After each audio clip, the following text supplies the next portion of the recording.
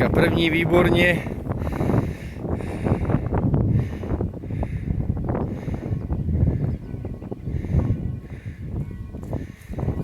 Alča není v červeném týmu, ale bojuje.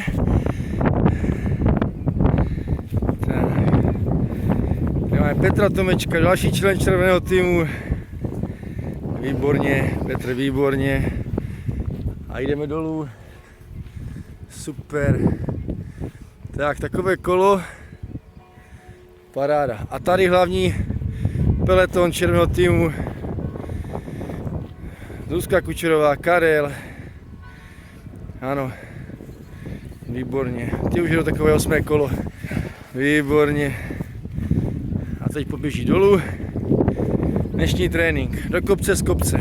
Jak život. Jednou si nahoře, jednou si dole. Ano. Asistent trenéra Radek Kučera. Asistent trenéra červeného týmu. Výborně. A dolů. Ten už je asi 9. kolo. No. Výborně. A dole neběží. Běhej. Výborně.